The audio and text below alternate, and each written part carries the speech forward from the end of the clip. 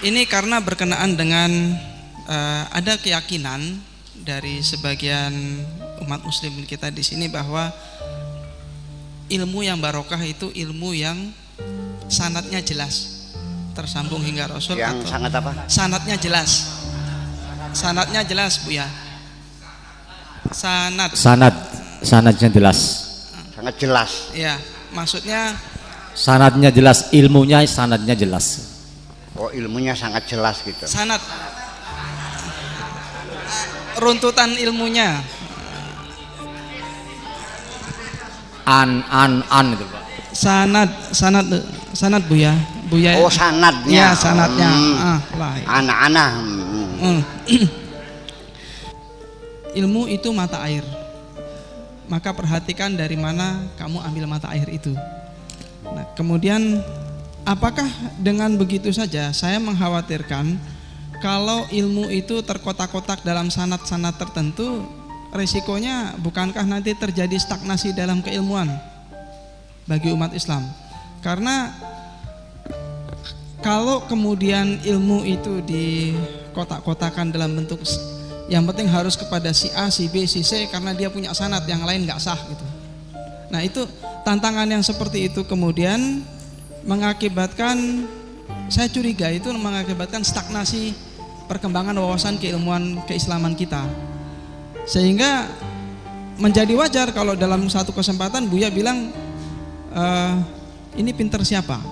Imam Syafi'i atau kamu lebih pintar dari Imam Syafi'i, sehingga kita tidak boleh katakanlah mengganggu gugat atau membuat semacam pembaharuan wawasan bagi sesuatu yang dianggap sudah mapan.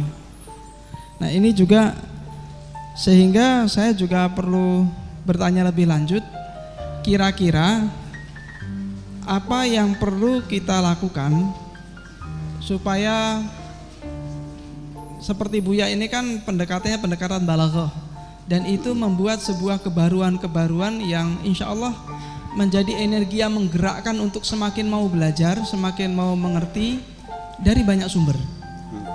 Nah, ini saya khawatir dalam dunia pendidikan Islam kita terkotak-kotakan oleh sanad-sanad yang seperti itu. Gimana nyikapi yang seperti itu, Bu ya? Oke. Sudah. Ya, pertanyaan tadi, bagaimana nyikapi yang seperti itu? Klaim-klaim bahwa cukup belajar dari si A, si B karena dia punya sanad, yang lainnya nggak boleh. Demikian, Bu ya. Assalamualaikum warahmatullahi wabarakatuh. Saya ini paling males kalau baca hadis. Ini salaman an Abi Hurairah an Hasan an. Hadisnya masa kilat segini. Saya nggak saya baca langsung hadisnya aja. Ngapain? Iya. Dan metodologi tentang sanad itu sendiri, Imam Bukhari menseleksi berdasarkan sanad dari sisi dapat kejujuran seorang rawi, ya kan? Dari mana? Dari kata orang kan? Kadang-kadang nggak ketemu. Bagaimana kita bisa menjustifikasikan keterangan orang lain tentang kejujuran? Saya sering berteman bertahun-tahun, ditipu juga saya kok. Yang kejujurannya saya amati bertahun-tahun, begitu ngeliat duit sudah sifatnya berubah kok. Betul nggak? Ya iya, jadi itu kan tetap masih dugaan. Jadi metodologi sanad itu sendiri juga saya sebetulnya belum menerima seluruhnya, ya kan. Saya lebih mengutamakan dirasatun nusus, langsung studi tekstual. Dari situ akan ketahuan mana hadis palsu, mana bukan hadis palsu. Dari sisi pendekatan terminologi, kalimat-kalimat itu, bahasa itu kan merupakan terma-terma. Dilalahnya namanya dilalah wad'iyah. Dilalatul lafaz adal makna itu dilalah wad'iyah, sengaja dibuat oleh orang. Jadi dilalah itu dilalah lafziyah, wada lafziyah. Yang dilalah lafziyah ada dilalatul lafzil makna, itu namanya berdasarkan kesepakatan. dan itu muncul pada saat tertentu, bergerak, bergeser lalu hilang gitu. Seperti hadis hubul watan minal iman. Nggak, mana mungkin Nabi mengatakan begitu. Al watan tuh nggak ada bahasa Arabnya. Itu bahasa Arab modern itu. Soalnya pemikiran tentang kebangsaan itu belum ada negara kebangsaan. Adanya kerajaan. Ya kan begitu. Ini kajian antropologi, namanya antrolinguistik. Ya itu kita punya alat yang lebih lengkap sesungguhnya kita. Jadi pada akhirnya kita kembali aja gini. Kita bicara ilmu. Ilmu itu apa sih? Idraku syai'in. Memahami sesuatu, itu ilmu. Jadi bukan mengenal nama. Nah, di dalam Al-Quran wa'allama adamal asma'a, itu bukan nama sebetulnya, hanya simbol saja, dilalatuha lil makna.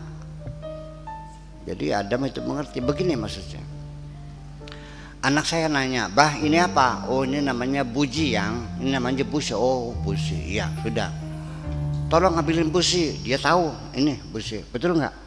Tapi suatu hari saya lihat dia mancing bandulnya pakai busi.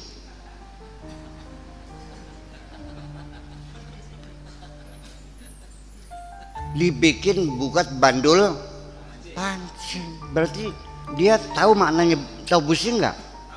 Maknanya tahu nggak? Enggak. Itu masalahnya. Nah ini kita sering terjebak mengutarakan kalimat-kalimat yang berulang-ulang, seperti mawaddah, sakinah, rahmah, takwa segala macam. Maknanya apa? Nggak tahu. Konyol kan? Ya, nah itulah makanya. Jadi persoalan sana segala macam, ya itu begini. Ilmu itu saya menolak. Ilmu agama, ilmu umum, menolak. Mungkin kalau ilmunya agama, ilmu akhirat mungkin masih bisa saya tolerir, ada ilmu agama, ilmu akhirat. Tetapi bukan dari bentuk agamanya, tapi motivasi dari orang yang mencarinya sendiri, daripada pemanfaatannya. Kalau ilmu itu dimanfaatkan untuk kepentingan dunia, namanya ilmu dunia. Kalau dipakai untuk kepentingan akhirat, namanya ilmu akhirat. Sekarang tafsir hadis segala macam jadi mubalik. Kalau pasang tarif, ilmu apa namanya? Seorang dokter kayak dokter Idris di Jatibarang tuh, ya kenal ya, orangnya baik banget. Saya pikir dia itu menghormati saya karena saya kiai, sehingga setiap saya berobat nggak pernah dia minta upah. Berapa dok? Udah apa kiai, ambil aja lah, ini obatnya, malah dikasih obatnya lagi gratis. Ternyata bukan kepada saya saja, karena saya pernah melihatnya langsung. Orang perempuan, orang miskin, udah sarungnya juga ada tayangan ya, tahu tayangan? Udah berkarat-karat gitu. Kemudian bentingnya gue buat gitu, buka benting. Pinten dok? Berapa dok? Udah bos, udah. Nih salaman aja, nih balik lagi buat ongkos mobil. Oh begitu. Jadi dia menggunakan ilmu kedokteran untuk ibadah, ilmu dunia, ilmu akhirat. Itu saya setuju. Tapi ilmu agama, ilmu umum, maksudnya ilmu agama itu seperti apa? Sebutkan ilmu agama itu apa?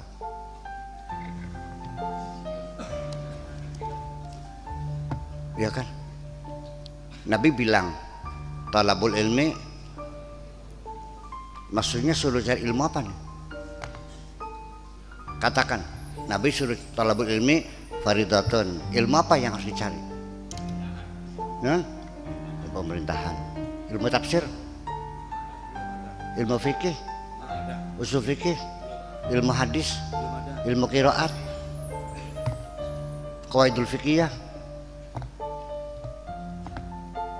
Itu ilmu-ilmu yang disebut agama itu ternyata bukan itu yang dimaksud Nabi, ilmu itu. Jadi Nabi sendiri tidak pernah membelah ilmu, nggak ada garis dikotomi ilmu agama, ilmu ya ilmu. Ya kan? Nah sahabat kan nurut nggak dikasih ilmu, nurut kan? Kemana mondoknya? Ke Al-Mahad Al-Platowiyah, pesantren Aristoteles Plato, Aristoteles, Sokrat. Iya, karena di madrasah ibtidaiyahnya anak Simenes, anak Himandros, Pitagoras di sana pelajarannya. Belum ada pesantren Kempek, belum ada. Terus apa yang mereka pelajari? Bikin kapal, bikin keramik, bikin kertas, bikin itu mereka pelajari. Terus gimana? Ini kan ada paradigma bayangan sesungguhnya dalam pikiran umat Islam itu. Dan ini terimplementasi dalam kehidupan sehari-hari.